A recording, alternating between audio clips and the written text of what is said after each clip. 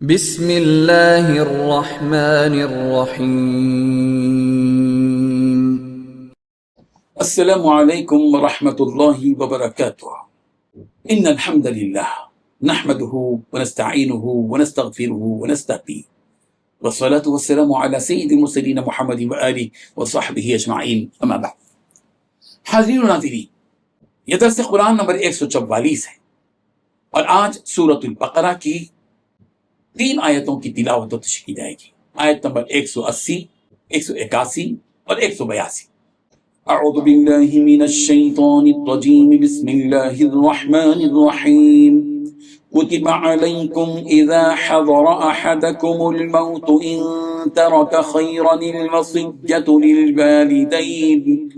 للوالدين والأقربين بالمعروف حقا على المتقين، فمن بدله بعدما سمعه فإنما إثمه على الذين يبدلونه إن الله سميع عليم، فمن خاف من موص جنفا أو إثما فأصلح بينهم فلا إثم عليه إن الله غفور رحيم، صدق اللہ العظیم۔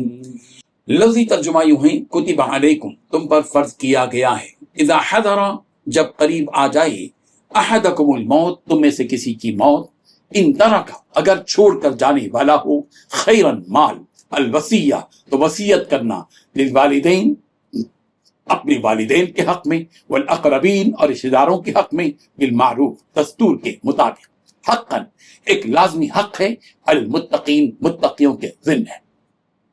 فمن بدلہ، جو شخص اس میں تبدیلی کرے گا، بعدما سمعہ، اس وصیت کو سننے کے بعد، فإنما اسمہ، تو اس کا گناہ، علی الذین، ان لوگوں پر ہوگا جو یبدلون، اس میں تبدیلی کریں گے۔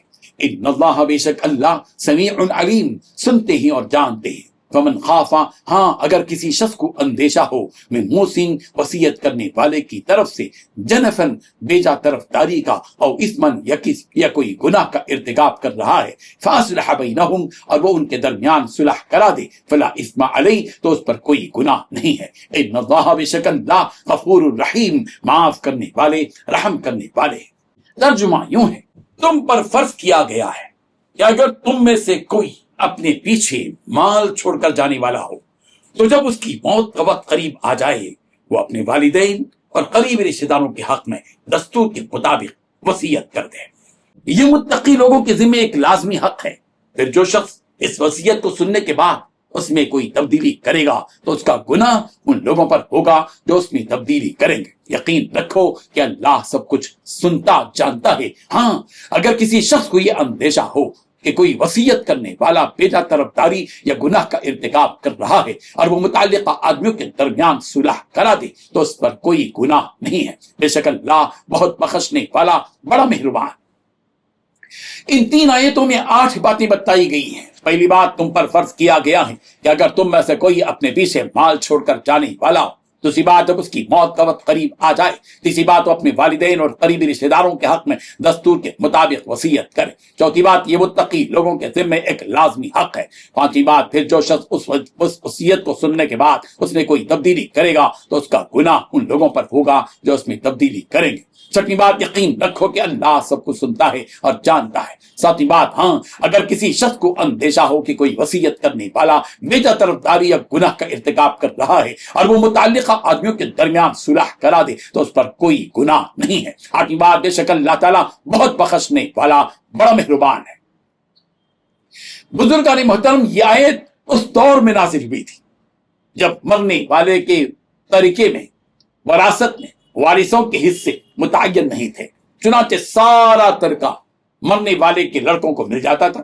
اس آیت نے فرض قرار دے دیا ہے کہ ہر انسان مرنے سے پہلے اپنے والدین اور دوسرے رشتہ داروں کے حق میں وصیت کر کے جائے اور یہ واضح کر دے کہ ان میں سے کس کو کتنا حصہ دیا جائے گا۔ یہ حکم اس وقت کے لیے تھا جبکہ شریعت نے وراثت میں ہر ایک کا حصہ مقرر نہیں کیا تھا۔